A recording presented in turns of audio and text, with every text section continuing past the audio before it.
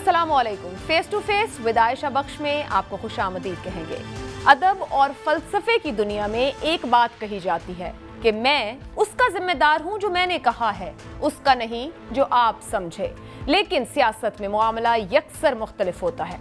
सियासत में आप उसके भी जिम्मेदार होते हैं जो मैसेज आपके कॉल या फेल से दिया जाता है। और अब फिर मरियम ने एक अजीबो गरीब रिकंसिलिएशन की बात की है। हुकूमत के अलावा बाकी सब के साथ रिकंसिलिएशन कर लें। इस रिकंसिलिएशन का स्कोप क्या होगा, कैसे होगा? इस वक्त मुल्क जितना डिवाइडेड है और जितना इस मुल्क को इस वक्त नेशनल रेकंसिलिएशन की जरूरत है, बारिंग दिस गवर्नमेंट, ये जो हुकूमत है इसको बाहर रखें और बाकी जो पार्टीज हैं उनको इकट्ठे होकर सोचना चाहिए कि इस मुल्क को आगे कैसे लेके जाना है। हमारे लीडरान भी किस्मत के धनी हैं, जो मन में आए कह देते हैं और फिर जब सवालात उठते हैं तो तर्जुमानों की फौज सफाइयां देना शुरू कर देती है कि वो दरअसल ऐसा था, असल में वैसा था, वो एक्चुअली ये कहना चाहते थे, ये हकीकत में वो कहना चाहते थे, उनका मतलब ये था, और ऐसी ऐसी तावीलें और दलीलें। बाकी मरियम नवाज को कोई मौका नहीं जाने देती जब वो शहबाज शरीफ की बात को रद्द ना करें। अब फिर दोनों कौमी हुकूमत के मामले पर 180 के जाविये पर खड़े हो गए हैं और जमात की फिर भी तकरार के बयानिया, नजरिया, कायदा। जमात एक है और सीसा पिलाई हुई दीवार है, लेकिन इस एक जमात मुस्लिम लीग की तर्जुमान है मरियम औरंगजेब। इसी जमात के कायद नवाज शरीफ और नायब सदर के तर्जुमान हैं मोहम्मद जुबैर, और अब उसी जमात के सदर शहबाज शरीफ के तर्जुमान हैं मलिक अहमद खान। अगर बयानिया एक तो फिर इतने सारे तर्जुमान क्यों? उधर बिलावल पंजाब के दौरे पर हैं। एक बार फिर शोर है कि वो विकेटें गिरेंगी। देखते हैं पंजाब की दावेदार दोनों बड़ी जमातें इसको कैसे देखती हैं। यही सारे पुराने मौज़ूआत आज फिर गुफ्तगू का हिस्सा हैं, क्योंकि हमारे सियासतदानों के पास नया कुछ नहीं, ना अवाम को ना दिखाने को। अफजल खान ने कहा था, तू भी सादा है, कभी चाल बदलता नहीं, हम भी सादा हैं, इसी चाल में आ जाते हैं। जो मेहमान आज प्रोग्राम में हमारे साथ मौजूद हैं, हुकूमत की नुमाइंदगी कर रहे हैं रहनुमा सदाकत अली अब्बासी साहब, मुस्लिम लीग नून से हमारे साथ हैं डॉक्टर तारिक फजल चौधरी साहब, और पाकिस्तान पीपल्स पार्टी से चौधरी मंजूर साहब हमारे साथ हैं। तारिक फजल साहब हमारे साथ मौजूद हैं। तारिक साहब, आपसे आगाज कर लूंगी। ये जो कौमी मुफाहिमत की बातें आई हैं आपकी जानिब से, कौमी हुकूमत और कौमी मुफाहिमत, पहले तो ये बता दें कि आप समझ पाए कि आपकी जमात कौमी हुकूमत चाहती है या कौमी मुफाहिमत चाहती है? बिस्मिल्लाहिर्रहमानिर्रहीम। मुझे उम्मीद है कि आपको मेरी आवाज आ रही है। जी बिल्कुल। लेकिन गुजारिश है कि पाकिस्तान मुस्लिम लीग नून और उसके साथ 10 और जो जमातें हैं अपोजिशन की, पीडीएम बाकायदा एक तहरीक का आगाज हुआ। ये जो तहरीक थी या चल रही है अभी, जिसमें पाकिस्तान पीपल्स पार्टी और शामिल नहीं है, इस बुनियाद की वो आप ये कहें कि उस जो एक नेशनल रिकंसिलिएशन की जो बात हुई थी कि जब तक आपस में बैठ के पाकिस्तान के इशूज को डिस्कस करके। तारिक साहब की आवाज़ नहीं दुरुस्त तौर पर आई। तारिक साहब दोबारा से आपको साथ लेते हैं। चौधरी मंजूर साहब, ये जो मरियम नवाज की जानिब से रिकंसिलिएशन की बात की है, पीपल्स पार्टी इस रिकंसिलिएशन का क्या मतलब ले रही है? वो ऑपोजिशन से रिकंसिलिएशन की बात कर रही हैं, तो क्या पीपल्स पार्टी वेलकम करेगी? बहुत शुक्रिया। बेसिकली मैं काफ़ी दिनों से ये बात कर रहा हूँ कि असल problem with in the Muslim league है। जिस दिन वो रिजॉल्व होगा उस दिन कोई संजीदगी से उनके साथ बात करेगा, क्योंकि एक साइड पे और आ जाती है बात, दूसरी साइड पे और आ जाती है। तो जब ये अभी लॉन्ग मार्च की बात आई है तो पाकिस्तान पीपल्स पार्टी ने कहा है कि हम दुआगो हैं उस लॉन्ग मार्च के लिए और बिल्कुल उसकी कामयाबी के लिए हमारी नेक तमन्नाएं, नेक ख्वाहिशात मौजूद हैं, लेकिन इन्हें करना चाहिए। अब बार बार कहने से फिर वो इस्तीफे भी देने चाहिए और लॉन्ग मार्च भी करना चाहिए और इस हुकूमत को घर भेजना चाहिए। जो हमारा नुक्ता नज़र था वो बिल्कुल मुख्तलिफ था। अब बुनियादी तौर पर जो कौमी हुकूमत की बात की मियाँ शहबाज शरीफ साहब ने, अगले दिन उसका रिबटल आ गया, और ये पहली बार नहीं हो रहा, ये बार बार हो रहा है। अब हमने स्ट्रेटजी जो दी थी वो ये थी कि ये सारी जमातें कह रही थी कि आप बाइकआउट करें ज़िमनी इलेक्शन का, हमने कहा नहीं, लड़ना चाहिए। हमने ना खुद लड़ के बल्कि उसको दिखा भी दिया कि गवर्नमेंट कितनी वीक फुटिंग पे है। उसके जो नताइज सामने आए। फिर इन्होंने कहा कि इलेक्शन का सेनेट इलेक्शन का बाइकआउट करें। हमने कहा वो सेनेट में 2/3 अक्सरियत ले जाएंगे, तो आप ये ना करें। और फिर हमने लड़के जीत के दिखा दिया कि ये स्ट्रेटजी हमारी है। इनकी स्ट्रेटजी इस्तीफों की थी, इन्हें देना चाहिए। अगर वो वर्केबल हुई तो फिर हम भी देखेंगे। दूसरी बात ये है कि देखिए, इस्तीफे देने से भी हमने इनको इसलिए रोक रहे थे बार बार कि वो एक बार इलेक्शन नहीं करवाएंगे। वो इतने बेवकूफ है कि सारे इलेक्शंस एक बार करवा दें। स्पीकर की मर्जी है ना। इनके इस्तीफे भी पड़े रहे थे स्पीकर के पास, पीटीआई के, जब नहीं मंजूर हुए थे तो नहीं।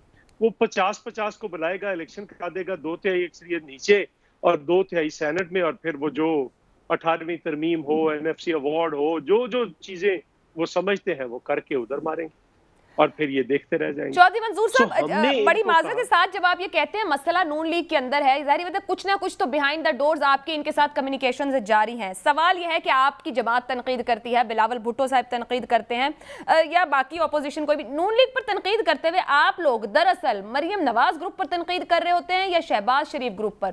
ज्यादा आपको किसकी समझ नहीं आ रही कि चाह क्या रहे? देखिए ना, एक पहली बात, हमारी इस वक्त कोई कम्युनिकेशन नहीं है। जो जहाँ तक मेरा इल्म है तो हमारी इस वक्त कोई कम्युनिकेशन नहीं है मुस्लिम लीग नून के साथ। जो पार्लियामेंट है उसके लेवल पे अंदर बैठकर रोज जब भी पार्लियामेंट का इजलास आएगा वहां पे एक दूसरे से जो बात करेंगे वो कर सकते हैं। और वहां पे फिर शहबाज शरीफ है, और अब शहबाज शरीफ को समझा ये जा रहा है पॉलिटिक्स में कि आप उससे बात करेंगे जिसकी कोई हैसियत होगी या जिसकी बात मानी जाएगी।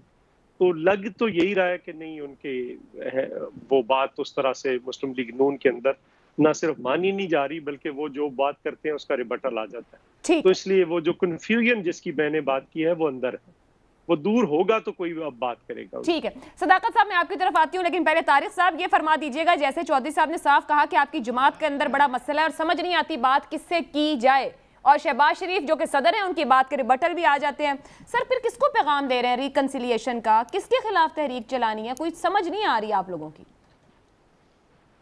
मैंने जो बात आपको शुरू की थी, मार्केट से मैं चूंकि मूव कर रहा हूँ और गाड़ी में हूँ, इस वजह से वो कनेक्शन भी आपका काट लिया था।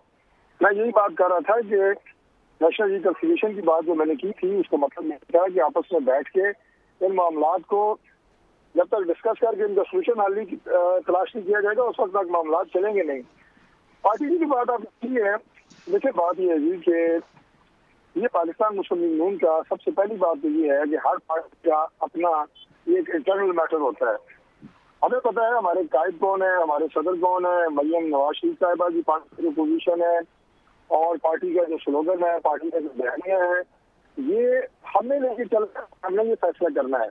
इसलिए सबसे पहले हुकूमत को मैं ये कहूँगा कि अगर वो अपने अमाल पे और अपनी गवर्नेंस पे और अपने उन तमाम किए हुए झूठे वादों पे तवज्जो दें जो उन्होंने मुल्क और कौम से करके जितने भी वोट लिए, जिस तरह भी आए, आज के बैठे हैं हुकूमत के मनसब के ऊपर, तो उन्होंने क्या करना है उनके लिए वो ज्यादा इंपॉर्टेंट है। ना कि ये इंपॉर्टेंट है कि मुस्लिम लीग नून के बयानिए कितने और मुस्लिम लीग नून में कौन क्या बयान दे रहा है, ये हमारा अपना इशू है। इसी तरह पाकिस्तान पीपल्स पार्टी से ये मैं गुजारिश करूंगा कि एक मरला ऐसा आया जिसके ऊपर इख्तिलाफ राय हुआ पीडीएम में, अगर वो ना आता तो ज्यादा बेहतर होता। बदकिस्मती से वो सूरत हाल एक ऐसी शक्ल इख्तियार कर गई कि पाकिस्तान पीपल्स पार्टी और एएनपी अलग हो गए। मैं आज भी यकीन से कहता हूँ कि अगर ये अलहदगी ना होती तो आज हुकूमत जो है वो घर जा चुकी होती। इससे अगला मरला ये है कि हुकूमत घर भी चली जाए तो पाकिस्तान मुस्लिम लीग नून जो बात कर रही है वो कह रही है कि इस निज़ाम में इस हद तक आपने सुधार लेके आना है और उसको इस हद तक आपने ठीक करना है कि एक आम आदमी को जो वोट की पर्ची होती है उसके ऊपर एतमाद हो पाकिस्तान में कि जिसको मैं वोट डाल रहा हूँ उसी जाएगा, मैं अपनी मर्जी से वोट की ताकत से हुकूमत बना लूंगा। तो वोट को इज्जत दो का नारा है वो यही है। ये नहीं है कि वोट को हमने कोई कहा है जनाब कि उसे आप को सलूट करें। उसको सलूट करने का तरीका यही है कि एक आम आदमी के दिल और दिमाग में ये एतमाद हासिल हो जाए और उसके लिए आपको मजीद फिर बात आ जाती है नेशनल रिकंसिलिएशन। मैं तारिक साहब आपकी तरफ वापस आती हूँ। आपकी बातों ने तो किसी हद तक मुझे भी कंफ्यूज कर दिया है। सदाकत साहब पहले आपसे जान लूं, मरियम नवाज साहब किसी रिकंसिलिएशन की बात कर रही हैं, तारिक साहब जो बात कर रहे हैं आप समझ पाए कि कौन सी रिकंसिलिएशन है? और कहीं अगर नून लीग की जान से कहीं रिकंसिलिएशन होती तो तहरीक इंसाफ के लिए परेशानी है? आयशा बहुत शुक्रिया। आयशा, जो आपको इस वक्त हर तरफ कंफ्यूजन लग रही है और ऑपोजिशन आपस में लड़ भिड़ लग रही है और ऑपोजिशन के एक पॉलिटिकल पार्टी के अंदर भी लड़ भिड़ रही है, इसकी एक वजह है कि इस वक्त सियासी कैनवस पे पीटीआई का ऐसा सितारा अल्लाह की फजल से उरूज पे है कि नंबर 1 पे तो मुकाबला ही कोई नहीं है, ये दोनों आपस में लड़ रहे हैं नंबर 2 के लिए। उसकी वजह यह है कि इमरान खान साहब का जो कद काठ है, जो क्रेडिबिलिटी है, जो शोहरत है, जो उनकी साख है, और जो पीटीआई ने जो कुछ, प्लीज बात करने दीजिएगा, बाद में हंस लीजिएगा, जो पीटीआई ने जो मुआशी, मुआशरती, सियासी, इदारा जाती और तालीमी रिफॉर्म किए हैं, इनको किसी के पल्ले ही कुछ नहीं पड़ा कि हमने करना क्या है। तो ये जो लड़ाई हो रही है, ये नंबर 1 की लड़ाई नहीं है, नंबर 2 पे आपस में लड़ रहे हैं कि नंबर 2 पे कौन आएगा। और जहां तक नून लीग की बात है, नून लीग जो है वो दोनों तरह से कोशिश कर रही है कि वो पीपल्स पार्टी से आगे आ जाए, और जो पीडीएम ने भी जाके कराची में जलसा किया पीपल्स पार्टी के बगैर, वो समझते हैं कि पीपल्स पार्टी कराची या सिंध में है, तो वहां अगर हम जाके, इनकी गवर्नेंस बहुत पुअर है, इनका कराची का बुरा हाल है, सड़कें टूटी हुई हैं, पानी आता नहीं है, नालों पे कब्जे हैं, करप्शन की स्टोरियां, लिहाजा इनका ख्याल है कि पीपल्स पार्टी की गवर्नमेंट जो है वो वल्नरेबल है, वहां हम हमला करें और नंबर 2 पे आके अगले इलेक्शन में इमरान खान के सामने खड़े हों। एट द मोमेंट पीटीआई और ये सारे इनका एक माजी है, मोरूसी पार्टियां हैं, घरों में लड़ाइयां हैं, करप्शन के केस के अंबार हैं, आगे इन सबको अपनी सदाकत साहब, ये अभी तारिक फजल साहब कह रहे थे कि अगर हम अलहदा ना होते, मतलब ये अलहदगी ना होती पीडीएम के अंदर से पीपल्स पार्टी और एएनपी की, तो अब तक हुकूमत चली गई होती। वो कह रहे हैं कि इस तरह के फार्मूले की तरफ बढ़ने की जरूरत है। तो कौमी मुफाहिमत नहीं तो कौमी हुकूमत, इसके ऊपर भी कहीं गौर हो रहा है? आयशा, ये बड़ी गैर मंतकी बात है कि अगर इनके पीछे लोग होते, इनके जलसे फ्लॉप ना होते, ये पीडीएम लॉन्ग मार्च की बात करके भाग जाती, पीडीएम इस्तीफे देने की बात करके रह जाती, लाहौर का जलसा नाकाम होता, ये सेनेट का इलेक्शन रोकने की बातें करके वापस लेते।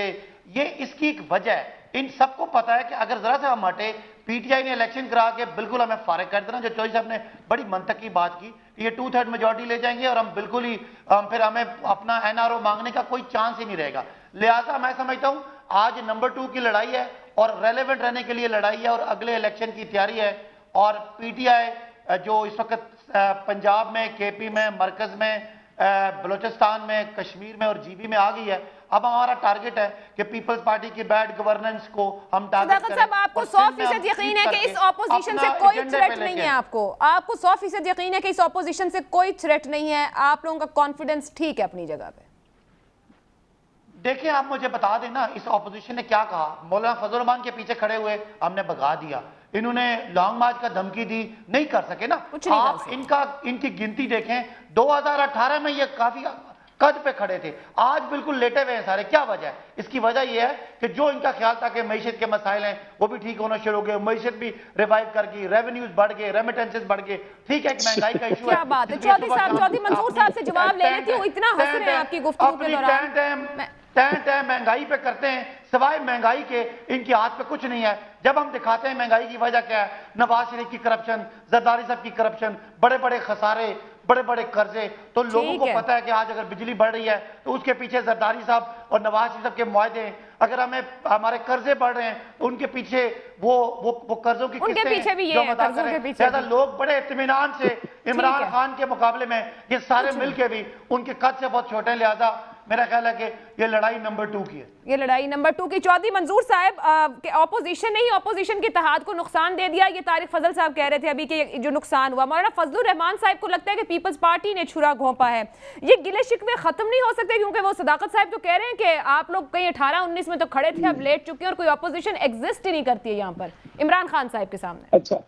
अच्छा, पहली तो बात ये है कि ये इतने ताकतवर और मजबूत है कि हम जरा मुस्कुराएं तो अब देखें ना, तारिक फजल चौधरी साहब की मुस्कुराते हुए की तस्वीर लगी हुई है तो वो सदाकत अब्बासी साहब को प्रॉब्लम हो जाता है, तो हम जरा हंसे भी। अब सारा पाकिस्तान रो रहा है और ये खुश हो रहे हैं, ये अभी कह रहे हैं कि ये टैं करते हैं महंगाई पे।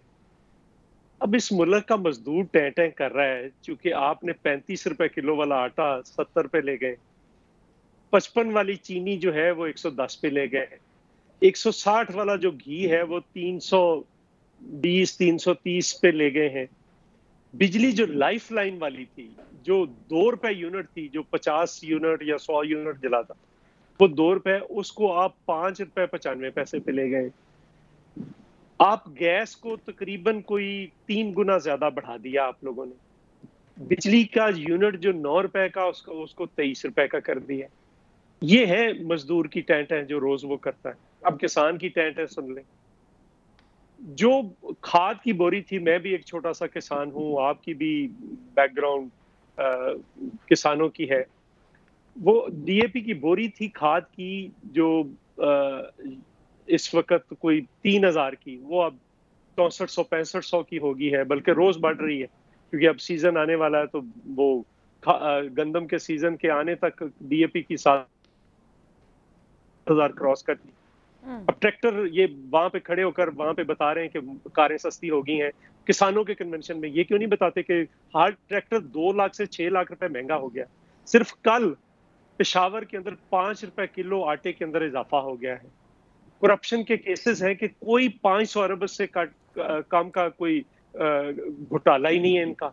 आप दवाइयों का देख लें, 500 अरब से ज्यादा है। आपका चीनी का देख लें, आप आटे का देख लें, आप पेट्रोल का देख, अभी आप गैस का जो है उसको देख लें, आप कोई एक देख लें, कोई किसी एक का कोई इनके खिलाफ। अभी ये सारी हुकूमत लगी हुई है, वो जो करप्शन स्कैंडल है मुराद सईद का, उससे बचाने के लिए लगी हुई है। उसको 35 के करीब इंक्वायरीज है, 15 अरब रुपए का। ये आज की सारी न्यूज़पेपर्स ने रिपोर्ट किया है। यहाँ पे पंजाब के अंदर गड़बड़ है और वहां पे करप्शन है सीधी सीधी, कोरोना के अंदर, फेडरल गवर्नमेंट के अंदर है। अब जो इनके पहले के केसेस है वो सारे के सारे वैसे पड़े हैं। तो ये मुझे पता क्या लगता है, आशा आपने भी कवर किया था उस वक्त, मुझे याद है इनकी बातें ना बिल्कुल मुझे ऐसे लगता है जैसे काफ लीग के आखिरी दौर की जो बातें थी ना वो बातें हैं। इकोनॉमी बेहतर होना शुरू हो गई है, कर्जा आपने तारीख का सबसे करंट अकाउंट पे आप खेलते थे $4 अरब हो गया है। और सर काफ लीग के दौर से कहाँ मिला रहे हैं चौधरी साहब? वहां तो बहुत कुछ और हो गया था, उधर किधर मिला दिया आपने काफ लीग के साथ। अगर कुछ और वाकयात ना हुए होते तो शायद हालात मुख्तलिफ होते सर। मगर बात यह है कि अगर इतने बुरे हालात हैं आवाम के लिए तो ये तो अपोजिशन एक भी मौसर एहतजाजी तहरीक नहीं सड़क पर निकाल सकी। अवाम साथ नहीं खड़ी आपके, अगर अवाम इतने बेजार है। देखिए मैं एक गुजारिश करूं, हमने तो जरदारी साहब ने पहले दिन कहा था कि ये अपने वजन से गिरेंगे, और हमने जो स्ट्रेटेजी पेश की थी कि अगर इमरान खान नहीं तो पहले पंजाब गिर रहा था। अगर हम थोड़ा सा ये संजीदा होते, और फिर मरियम बीबी ने कह दिया कि नहीं इनको 5 साल पूरे करवाने। अब क्या उनकी हिकमत अमली है, किसी जज साहब को का इंतजार है, क्या है ये मुझे तो नहीं पता। लेकिन अगर इनके 5 साल पूरे करवाने हैं अपोजिशन की सबसे बड़ी जमात ने, तो फिर हम क्या कर सकते हैं? तब आप हमें बता दें कि हम क्या करें। बस तो ऑपोजिशन है तो फिर सदाकत साहब ठीक कह रहे हैं ना चौधरी साहब, वो लोग तो इतने मजबूत और मौसर हैं कि वो समझते हैं आप लोग एग्जिस्ट नहीं करते। मरकज में ले आए, या पंजाब सबसे वीक इनकी थी, जहां पे आप कमजोर देखेंगे वहां पे अटैक करेंगे ना। तो पंजाब गिर जाता तो सेंटर ऑटोमेटिकली गिर जाना। चले वो हमारी हिकमत अमली नहीं मानी गई, तो आज नतीजा सबके सामने। एक ब्रेक की इजाजत दीजिएगा। नून लीग की संजीदगी पर चौधरी मंजूर साहब ने फिर सवाल उठा दिया है कि अगर कहीं अपोजिशन हो भी सकती है तो नून लीग होने नहीं देती, इनके अंदर के मामलात ठीक नहीं है। जानेंगे तारिक साहब से इस ब्रेक के बाद।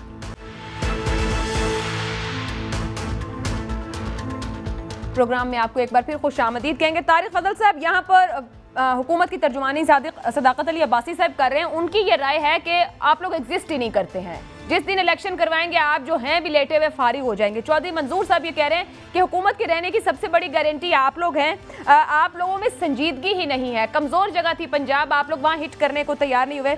सर वैसे आपकी तो अपनी जमात में कोई संजीदगी नजर नहीं आती है। शहबाज शरीफ साहब जमात के सदर एक बयान देते हैं, नायब सदर उसको रद्द कर देती हैं, तर्जुमान आकर कोई और बात कर देती हैं। तो आपका तो अपनी घर में कुछ दुरुस्त नहीं, फिर आप कहते हैं ये अंदरूनी मामला है। कैसे अंदरूनी मामला हो सकता है अगर एक ही जमात को 3-3 तर्जुमान चाहिए हो? देखिए सबसे पहले तो मैं सदाकत भाई साहब ने जो बात की है उसमें मैं आऊंगा, और इनकी जो साफ हुकूमत है उसकी तरह मैं बात करूंगा। जितनी ज्यादा करप्शन और चोरी इस हुकूमत में हो रही है, क्योंकि करप्शन इनका सबसे बड़ा नैरेटिव है। और अब तो मुझे ये भी पता लगा है कि जो हुकूमत के तर्जुमान है मिनिस्टर से हिस्सा मांग रहे हैं। हम क्योंकि जाके आपको डिफेंड करते हैं और पैसे आप अकेले बना रहे हैं, तो लिहाजा हमें भी उसमें से कुछ हिस्सा दिया करें। इसीलिए आजकल जो हुकूमती तर्जुमान है देखा होगा कि बड़े बढ़ चढ़ के हमले कर रहे हैं। तो ये इस जमात का इस वक्त एक तरीकाकार और वतीरा बना हुआ है। बाकी इलेक्शन होते हैं, अगर बाई इलेक्शन आपके होते हैं 11 में से 10 इलेक्शन अपोजिशन की जमातें जीत जाती हैं और वो एग्जिस्ट ही नहीं करती बकौल इनके। ठीक है जी। कश्मीर इलेक्शन में एक जुलू इलेक्शन के जरिए अगर आप इलेक्शन मैनेज करके जीत जाते हैं, जिसका आपको काफी तजर्बा है 2018 के इलेक्शन के बाद, तो आप क्या समझते हैं कि आप जो है वो बहुत पसीराई वाली जमात बन गए हैं। और कश्मीर में भी माशाल्लाह जो पोजीशन अभी हो रही है वो भी चंद दिनों में आपको पता लगेगा कि क्यों क्यों का मरबा इन्होंने वहां पे इकट्ठा किया है, उसकी क्या सूरत हाल आगे सामने आती है। बाकी क्योंकि पाकिस्तान के 22 करोड़ में से मैं ये कहूँगा कि 30 करोड़ जो आवाम है वो मुतासर है आज की महंगाई से। आज की महंगाई एक बहुत बड़ा अज़ाब पाकिस्तान के लोगों के ऊपर मुसल्लत हुआ है। उसमें अगर बात करें तो वो उन्हें क्या लगती है। यानी ये हुकूमत के तर्जुमाना का हाल है कि अगर लोगों के मसाइल की बात की जाए, बिजली, गैस, पेट्रोल, डीजल और अशिया खुर्दोनोश, उनकी कीमतों से अगर बात की जाए तो वो लगता है कि अपोजिशन टैं कर रही है। ये अगर हुकूमत की बेइज्जती का हाल होगा तो तारिक साहब, ये तो हो गया हुकूमत का हाल। बड़ी माजरत के साथ ऑपोजिशन लीडर शहबाज शरीफ साहब ने यही बात पीपल्स पार्टी से की थी कि फिर आप लोग एक भी मौसर अवामी एहतजाजी तहरीक नहीं 3 साल में चला सके अगर इनकी पॉलिसीज नाकाम है। आप लोग कहीं भी नहीं मौजूद हैं इस वक्त, अवाम के लिए भी नहीं है। और आपको तो अपनी जमात को मरियम बीबी और नवाज शरीफ साहब को एक तर्जुमान चाहिए, शहबाज शरीफ साहब को दूसरा तर्जुमान चाहिए, मरियम औरंगजेब साहिबा एक तीसरी तर्जुमान है। फिर हम इस सवाल करें तो आप लोग हमसे खफा होते हैं जी हमारी तो एक पॉलिसी अंदरूनी इख्तिलाफ। सर, सबसे बड़ी ऑपोजिशन की जमात है, पंजाब से वोट बैंक रखते हैं। तो सिर्फ ये जरूर याद कराते हैं कि पाकिस्तान मुस्लिम लीग नून के तर्जुमान कितने हैं। इससे ज्यादा जरूरी ये है कि पाकिस्तान के लोग कौन सी और किस हाल में जिंदगी गुजार रहे हैं, उससे बात हुकूमत को आईना दिखाना वो ज्यादा जरूरी है। मगर सर आप कहाँ आईना दिखा रहे हैं तारिक फजल साहब? नून लीग पंजाब की बड़ी जमात है, वोट बैंक मौजूद है, कहाँ हमने कोई मौसर एहतजाज देखा? अगर आप याद करें जब पीपल्स पार्टी हुकूमत में थी तो शहबाज शरीफ साहब यही लाहौर में निकल के पंखा हाथ में पकड़ के लोड शेडिंग पर झल्ला करते थे उस पंखे को बैठ के, और मैं जी बिजली लाऊंगा। अब इस ऑपोजिशन में शहबाज शरीफ साहब दिखते ही नहीं है। उनके बयान को उनकी जमात की तर्जुमान रिबट कर देती है, अगले दिन उनको अपना तर्जुमान मुकर्रर करना पड़ता है। कुछ तो है सर जिसकी पर्दादारी है। तो रिबट नहीं किया गया, लेकिन अगर किसी ने उसको वजाहत मांगी है तो उसकी वजाहत दी गई है। बाकी शहबाज शरीफ साहब पार्टी के सदर हैं और उनकी जो पार्टी की पॉलिसी है वो शहबाज शरीफ साहब जो है वो उसको आप ये कहें कि लेके भी चलते हैं और देते भी हैं, और खुद भी वो ये कहते हैं कि मियां नवाज शरीफ साहब हमारे कायद हैं और पार्टी के सुप्रीम हेड है। इसलिए ये कहना कि इसमें कोई कंफ्यूजन है, मेरा ख्याल है ये दो बातें जो सर उनके बयान पे खुद मरियम औरंगजेब साहिबा ने अपना सोशल मीडिया पे बयान डाला। तारिक साहब, शहबाज शरीफ के बयान के बाद कौमी हुकूमत वाले पे मरियम औरंगजेब साहिबा ने ट्विटर पे अपना बयान डाला कि वो जमात की पॉलिसी नहीं है, उनका जाती बयान हो सकता है। वो पार्टी के सदर है सर, पार्टी का सदर भी जाती बयान दे रहा है, तो फिर तो आपकी जमात में जिसका दिल चाहे वो जाती बयान है, पार्टी है ही नहीं कहीं राइट नाउ। मतलब नून में से शीन या शीन में से नून, कहीं कुछ है ऐसा, फिर वो सही बात है जो पेश गोइयां थी हुकूमती लोगों की। मैंने मरियम औरंगजेब साहब का वो बयान मेरी नजर से नहीं गुजरा, वो उनका जाती होगा। ये बात मैं जरूर कहूंगा कि पार्टी के मुतालिक अगर पार्टी का प्रेसिडेंट कोई स्टेटमेंट देता है, पार्टी का कायद कोई स्टेटमेंट देता है, तो वो जाहिर है पार्टी की पॉलिसी होती है और उसकी एक्सप्लेनेशन जरूर दी जा सकती है। लेकिन पार्टी का जो प्रेसिडेंट है, जाहिर है पार्टी प्रेसिडेंट है, इसमें तो कोई दो राय नहीं है। लेकिन मैंने आपसे ये कहा कि ये सारी चीजें जो मेरे बहस है हमारी जमात के हवाले से जो सवाल आपने किए हैं, आपका हक है और हमारा फर्ज है, हम इसका जवाब देंगे। जवाब निदारत है असल में इन सवालों के। रवैया है, मैं आपकी तवज्जो उधर बार बार इसलिए तो दिला रहा हूँ कि आप देखें कि हुकूमती मसाइल की अगर आप निशानदेही करते हैं तो हुकूमती तर्जुमान ये कह रहे हैं कि अपोजिशन टैं कर रही है। तारिक साहब, ठीक है उनको नहीं कि, मगर मैं ये बात कर रही हूँ कि ऑपोजिशन तो शैडो गवर्नमेंट होती है ना सर जी, माजरत के साथ कि ऑपोजिशन तो शैडो गवर्नमेंट होती है। चौधरी मंजूर साहब तो खुद आप लोगों पे सवाल उठा रहे हैं, ऑपोजिशन है साथ बैठे रहे, वो आपकी संजीदगी को आपके साथ की जमात सवालिया निशान बना रही है। जो आप कह रहे हैं कि वो साथ होते तो हम आगे बढ़ते हैं, तो इसका मतलब है कि नून लीग जो नहीं कहना चाह रही वो खुल खुल के बाहर आ रहा है, जो नहीं बताना चाह रही वो लोग देख रहे हैं। आपका वोटर खुद कह रहा है, कंफ्यूज है, आपकी सेकंड टियर लीडरशिप अंदरूने खाना खुद बैठकर कहती है कि समझ से बाहर है। अगर अगला इलेक्शन बचाना है तो हमें खुल कर, सर अगर आप नहीं मानना चाहेंगे तो एक अलग बात है। मैंने जो पाकिस्तान पीपल्स पार्टी की बात की है कि अगर वो साथ रहती तो ये हुकूमत का खात्मा मुमकिन था। उसकी बड़ी वजह ये है और उसकी सबसे बड़ी भी वाइड वजह ये है कि पाकिस्तान मुस्लिम लीग नून नंबर गेम में ना कौमी असेंबली में और ना सूबाई असेंबली में वो कोई ऐसा अपसेट कर सकती है। उसके लिए अपोजिशन को इकट्ठा होना पड़ेगा, और अगर अपोजिशन इकट्ठे होती आपस में अगर कोई इख्तिलाफ राय भी होता है पीडीएम के प्लेटफॉर्म पे, तो आज नहीं तो कल किसी नतीजे पे पहुंच के इस अजाब से अवाम की जान छुड़ाई जा सकती थी। ठीक है, मैं आप जो बात कर रहे हैं चौधरी साहब ने फिर वही बात की, मैं वापस इस इशू पर आती हूँ क्योंकि peoples party still focusing on Punjab. Bilawal इधर फिर मौजूद है, बिलावल साहब, लेकिन आप लोग एक फिक्रा कहना चाहता हूं। जी कहिए, फरमाइए। कि हम अगर ये जो पाकिस्तान पीपल्स पार्टी ने कहा था अगर कोई लाना चाह रहे हैं तो हम आज भी तैयार हैं, अगर गवर्नमेंट गिराना चाह रहे हैं। लें तारिक साहब, जवाब आ गया है, आप वो तो आप भी तैयार हैं, आपकी तैयारी अभी तक रास्ते में कहीं है। सदाकत अली साहब, मैं आपकी तरफ आऊंगी। सर, आपने गुफ्तगू में अर्लियर कहा पीटीआई ने इलेक्शन करवाना और इन्होंने बिल्कुल फारिग हो जाना है।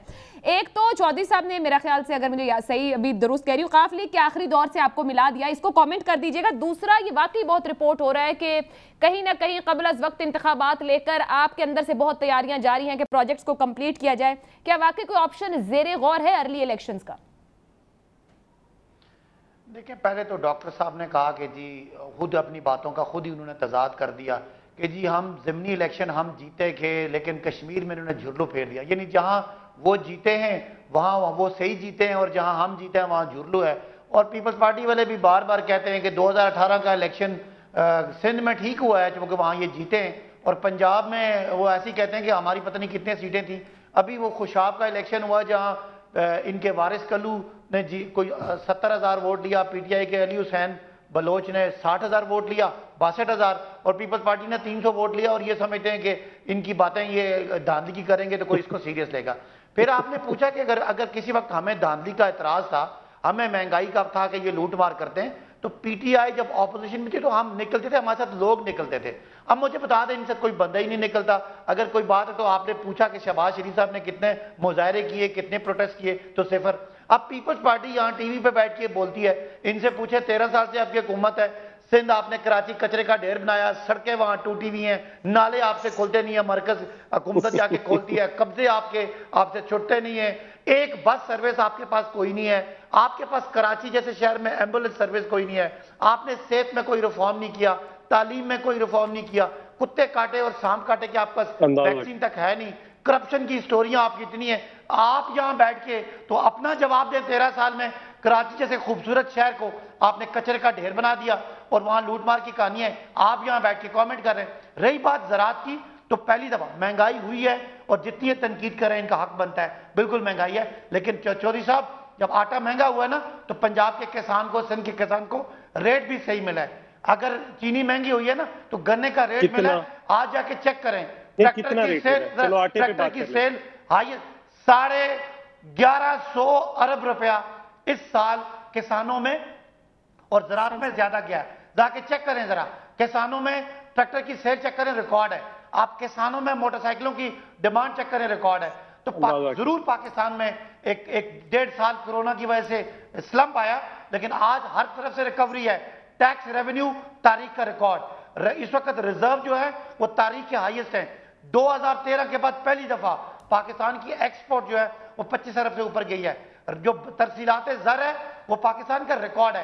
आप क्या बातें कर रहे हैं? चलें, ये तो आपने बता दिए सारे पॉजिटिव इंडिकेटर्स। ये क्यों बातें आ रही है कबल अज़ वक्त इंतखाब की? सदाकत अली साहब, क्या कोई ऐसा माहौल बन रहा है, कोई अदम एतमाद, कोई अवामी दबाव? वजीर आजम साहब इस बारे में सोच रहे हैं, कुछ चल रहा है आप लोगों के घर में? देखें, ये मुख्तलिफ थ्योरियां होती हैं जो चलती हैं, कॉन्स्पिरेसी थ्योरीज। हमें क्या जरूरत है टूटी फूटी लुटी पुटी केसों में फंसी क्रेडिबिलिटी जीरो वाली हमें ऑपोजिशन मिली है, और हम अपनी हुकूमत खत्म करके इनको दोबारा चांस दे दें कि ये जो गड़े में बेचारे करप्शन के गड़े में छुपे बैठे हैं, इनको हम बाहर आके तो यहाँ पे सीना तान के साहब, इसको दूसरी तरह से रख लेना। अगर इतनी लुटी पुटी फ्लैट ऑपोजिशन है तो फिर तो आपके लिए एज है, पॉजिटिव है सब कुछ। फिर तो आप जरूर चाहेंगे कि अगले साल में इलेक्शन हो जाए। नहीं, why not to go ahead and make our projects, complete and then go in the election with a better। हमने जिस तरह के रिफॉर्म कर दिए हैं सोसाइटी में, हम समझते हैं कि उसका इम्पैक्ट आने में टाइम लगेगा।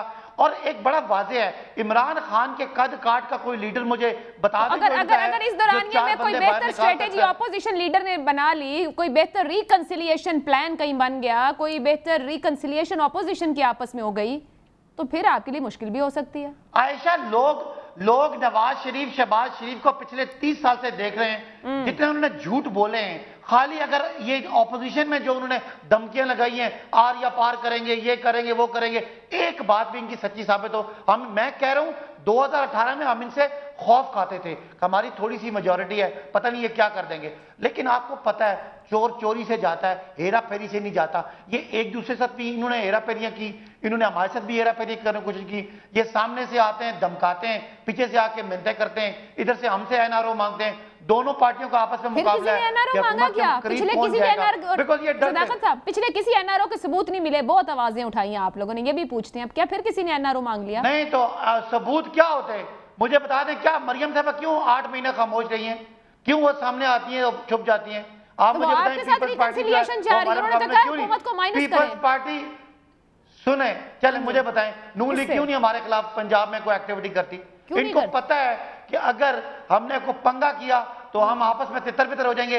ये बड़े आराम से शरीफ बच्चे बन के नंबर 2 की लड़ाई है। नंबर 2 की लड़ाई, तारिक साहब, ये नंबर 2 की लड़ाई सियासत में भी है और आपके मुस्लिम लीग नून के अंदर भी है। सदाकत साहब जो कह रहे हैं कमेंट कीजिएगा, क्यों आपने पंजाब में, वो कह रहे हैं जो चौधरी मंजूर साहब भी कहते हैं और हुकूमत खुद कह रही है कि आप कुछ नहीं कर सकते। तारिक साहब। जी जी, आपको आवाज आ रही है मेरी? जी जी, आ गई आ गई। काइंडली रिपीट करें, मैं आपकी आवाज। सर, ये सदाकत अली साहब कह रहे थे कि आप लोग क्यों पंजाब में कुछ नहीं करते। वो कह रहे हैं कि आपको पता है कि कुछ करेंगे तो तितर बितर हो जाएंगे, आपकी कोई स्टैंडिंग नहीं है। और नंबर 2 की लड़ाई है सिर्फ सियासत में भी कि नंबर 2 नून लीग बनेगी पीटीआई के बाद या पीपल्स पार्टी। तो मैं ये कह रही हूँ तो नंबर 2 की लड़ाई तो आपके घर में भी है कि 1 कौन है और 2 कौन है। देखिए जी, मैं अपने भाई सदाकत भाई साहब को सिर्फ एक जुमला कहूंगा कि आप दुआएं दें कि आरटीएस बैठ गया था। आप जितना भी अल्लाह का शुक्र अदा करें कि आरटीएस बैठ गया था। अगर वो ना बैठता तो आप जैसे कई लोग ऐसे हैं जो असेंबली की सीढ़ियां भी कभी ना देखते जिंदगी में। ये बातें करना एक ऐसी जमात के बारे में जो 3 दफा इक़्तिदार में रही और जिसके अगर आप देखेंगे किस किस जगह हमने क्या क्या डिलीवर किया, एक लंबी फहरिस्त है। आप मुझे नहीं, आपने इतना डिलीवर किया फिर भी आरटीएस इनके हक में बैठ गया जिन्होंने कभी डिलीवर ही नहीं किया। मैं अर्ज कर रहा हूँ जी कि पंजाब का जो इस वक्त हाल है, जो बदहाली है इंतजामी तौर पे और जो लूट मार का बाजार गर्म है पंजाब में, आप तस्वर नहीं कर सकते। मैं वो ये कहता होता हूँ कि आप लोग चूंकि माशाल्लाह प्रोग्राम अपने स्टूडियो से करते हैं, जरा बाहर निकलें, लोगों से पूछें कि आज पंजाब में ट्रांसफर पोस्टिंग्स पे कितने पैसे चल रहे हैं, आज पंजाब में कितनी है, जराइम कितने बढ़ गए हैं। और ये जो कहते हैं ना महंगाई का एक रट लगाई हुई है 3 सालों से, वो फलां कर दिया जी, महंगाई होगी, फलां कर दिया। और मेरे भाई, जो आपके एडमिनिस्ट्रेटिव फेलियर से महंगाई हो रही है, जो एक आम जमींदार आदमी को जो चीज 10 रुपए में वो बेच रहा है, वो बाजार में 200 की बिक रही है। ये बीच में पैसे कौन खा रहा है? और आप जैसे नालायक लोग जो बैठे हैं हुकूमत की शक्ल में, ना उनको पकड़ा जाता है। आटे की हालत देख लें, अब ये कहेंगे कि जनाब गन्ने की फसल बम्पर हुई है। और मेरे भाई, बम्पर और छोड़ के डबल बम्पर हो जाए, जब तक चीनी सस्ती नहीं होगी बम्पर को लोग सर में मारे। बातें क्या कर रहे हैं, मुझे तो समझ नहीं आ रही इनमें कैसी जुर्रत है, कैसी इनके अंदर अल्लाह ने, मैं क्या, मुझे लफ्ज मुझे अच्छा नहीं लग रहा। वैसे हुकूमतों में ऐसी पूरे तमादी होती है, हुकूमत में जो होता है वो बहुत पूरे तमाद होता है। कौन सी टीवी के ऊपर टिचके करते हैं रोज, हैरान हूँ मैं, कसम खुदा की मैं हैरान हूँ। हैरत भी सबकी अपनी अपनी है। मुझे एक ब्रेक लेती हूँ, ब्रेक के बाद हम आते हैं पंजंदर। बिलावल भुट्टो साहब भी कुछ एफर्ट्स कर रहे हैं, उनको अर्ली इलेक्शंस नजर आते हैं। सदाकत साहब समझते हैं अभी नहीं, लेकिन कहीं ना कहीं जमातें थोड़ी बहुत हिलजुल कर रही हैं कि अगर अचानक कुछ हो जाए, ये अचानक क्यों हो सकता है और कैसे, इस ब्रेक के बाद।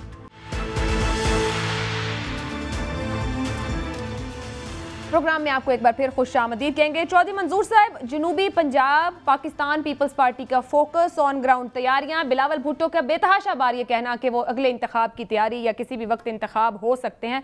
सदाकत साहब कह रहे हैं हमें कोई जल्दी नहीं है, सुकून से अपने 5 साल निकालेंगे, फिर कराएंगे, और जीतने के लिए भी शोर है पाकिस्तान तहरीक इंसाफ। बिलावल साहब को क्यों इलेक्शन जल्द नजर आ रहे हैं? किसने उन्हें बता दिया है? कोई ख्वाब आ गया है? तो अभी सदाकत अली अब्बासी साहब फरमा रहे थे कि इमरान खान का कद काठ बहुत बड़ा जी। इनका इतना बड़ा कद काठ है, ना कोई फोन करता है ना कोई सुनता है दुनिया के अंदर, ये कद काठ है। और कद काठ जिनका है, ये जिनके पीछे जाकर इमरान खान और उनकी सारी काबीना छुप जाती है, कद काठ उनका है और उनकी वजह से आप लोगों का कद काठ है। दूसरी बात यह है कि देखिए, ये जब बैठते हैं तो इन्हें खुद नहीं पता ये क्या कह रहे होते हैं। मेरा ख्याल है, मैं एडवाइस करूंगा कि पीटीआई वाले जाकर ना एक बार रिपीट प्रोग्राम अपना जरूर देखा करें कि ये क्या कह रहे हैं। ये जो झूठ बोला था इन्होंने, एक एक झूठ इनका यहाँ हो गया है। मुझे ये बता दें कि पीपल्स पार्टी के दौर में जो गंदम थी 1200 रुपए मन थी जब हम छोड़ के गए थे, आज 1800 रुपया है। तो जो 30 से चलो 30 हमारे दौर में था, 35 इनके दौर में, आज ये 70 कैसे हो गया? यानी 600 रुपया आप कीमत बढ़ा रहे हैं, उधर की कीमत डबल। कोई इनका मुआशी साइंसदान बड़े से बड़ा बता दे। दूसरी बात यह है कि इन्हें खुद, मसलन ये करंट अकाउंट पे खेलते थे। करंट अकाउंट आपके पास है क्या? जेन्युइन होता तो डॉलर तो ना छलांगे लगा रहा होता। वो सारा आपने इधर उधर से उधार पकड़ रखा हुआ है। कर्जा आप तारीख का सबसे बड़ा उधार ले चुके हैं। ये रोज बैठकर कहेंगे पीपल्स पार्टी की सिंध में हुकूमत। आप मुझे पूरे केपीके के अंदर 8 सालों में एक अस्पताल दिखा दे जो दिल का NICVD जैसा है। 13 है सिंध के अंदर, 13 अजला के अंदर। ठीक है। गंबट में जो ट्रांसप्लांट है, लिवर ट्रांसप्लांट वाला, वैसा कोई एक दिखा दे। SIUT जो किडनी ट्रांसप्लांट वाला है, वैसा एक दिखा दे। कुत्ते रोज इधर काटते हैं। अभी मैं खबर पढ़ रहा था कि यहाँ पे कुत्ते ने काटा है लाहौर के अंदर, साहिवाल के अंदर। लेकिन यहाँ पे क्या है? यहाँ के कुत्ते बड़े अच्छे हैं जो काटते हैं। तो ये एक तमाशा। आज भी मोर्टेलिटी रेट जो बच्चों का है वो सबसे ज्यादा केपीके के अंदर है। कोहिस्तान टॉप पे है। 17 में सबसे ज्यादा जो बच्चों की डेथ हुई, मुझे तकलीफ होती है जहां पे भी बच्चों की डेथ हो, लेकिन सबसे ज्यादा जो बच्चों की डेथ हुई थी वो 4 के अंदर हुई थी। पाकिस्तान का आज तक तारीख का रिकॉर्ड है, लेकिन सारा फोकस उधर था। तो ये तमाशे आप बंद करें। चौधरी साहब, आप क्या करना चाह रहे हैं? पंजाब बैटलफील्ड है सर। मेरे साथ चले सर, चले सर, चलते हैं बाहर। देखिए, हमने अपना होमवर्क कर लिया। हम अभी सिंध से होकर साउथ पंजाब आ रहे हैं, वापस फिर सिंध जाएंगे। वहां से फिर दोबारा जो है थोड़ा सा मौसम बेहतर होता है, थोड़ा सा स्पाइक आई है। हम चीजों को भी देखते हैं। पंजाब के अंदर दोबारा स्पाइक आई है तो हम थोड़ा सा ये नीचे जाती है तो सेंट्रल पंजाब के अंदर, फिर केपी के अंदर और बाकी सारी जगह। सवाल ये है, बिलावल भुट्टो साहब को इलेक्शन कबल अज वक्त क्यों नजर आ रहे हैं? ये सवाल है।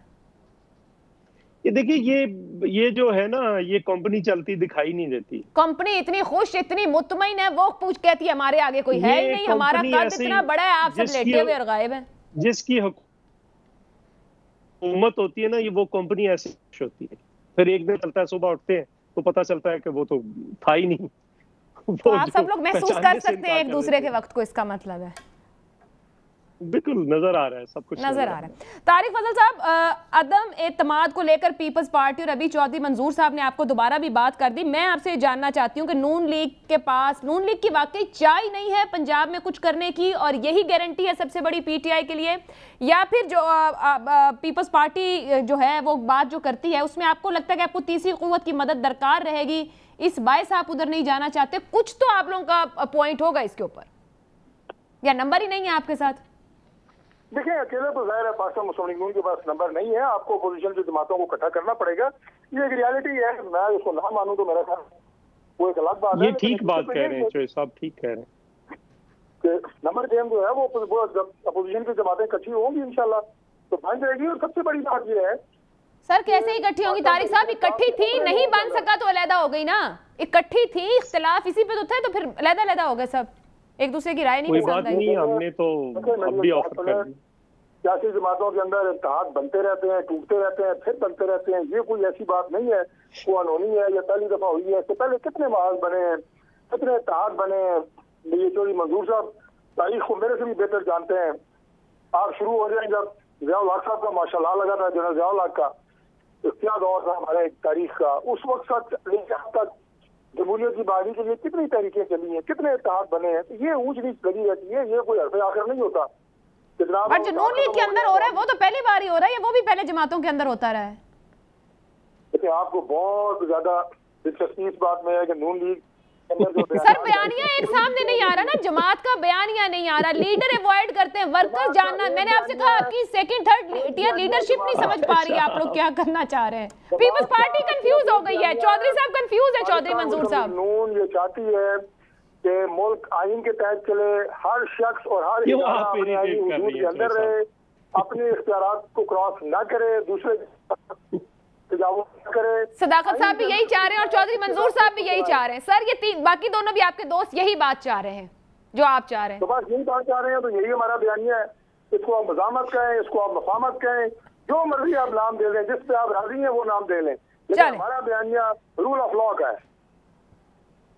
ठीक है, आपका बयानिया रूल ऑफ लॉ का है, मैं समझ गई, बिल्कुल ठीक है। सदाकत अली साहब ये फरमाइएगा कि आपको लग रहा है कि कोई किसी किस्म की अदम एतमाद आ सकती है, नहीं आ सकती है, या ये जो बात कर रहे हैं रूल ऑफ लॉ की वो ठीक जा रही है और इसी ढंग पर आगे जानी है अगले 2 साल भी, और ये सब कुछ ऐसे ही चलना है?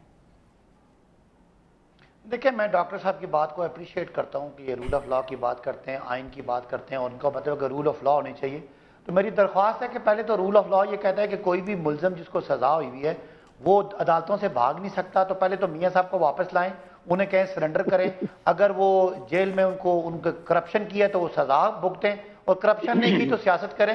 ये भाग जाना कोई आइन और कानून के मुताबिक नहीं है, ये खिलाफ है। तो पहले तो आइन यहाँ से इम्प्लीमेंट करें ना, अपने घर से, और चोरी चकारी का हिसाब दें, जो आपके पास करप्शन के इल्जामात हैं उनका हिसाब दें, अदालतों से क्लियर हो गए हैं, फिर तो हम आपकी बात करें। जी सर, आप बात करने देना सर, घर नहीं भेजा जाता भाई साहब, गल मेरी सुन लो। अच्छा, अब ये भी है, अगर आपने बात किया तो चौधरी साहब मैंने सारी आपकी बात सुनी है, बर्दाश्त करें ना। आप लोगों का रूल ऑफ लॉ मुख्तलिफ हो गया एक दूसरे के लिए। इनका रूल ऑफ लॉ वो है, सुने जो आपने की है इनका, अच्छा इनका दूसरा रूल ऑफ लॉ ये है कि जो फैसला इनके खिलाफ आया वो गलत है, और जो बेनजीर साहबों को सजा देने के लिए जस्टिस कयूम को फोन करते थे वो रूल ऑफ लॉ था। जब जस्टिस सजाद अली शाह ने इनको सजा दी, इन्होंने जाके जजों को मारा, वो रूल ऑफ लॉ था।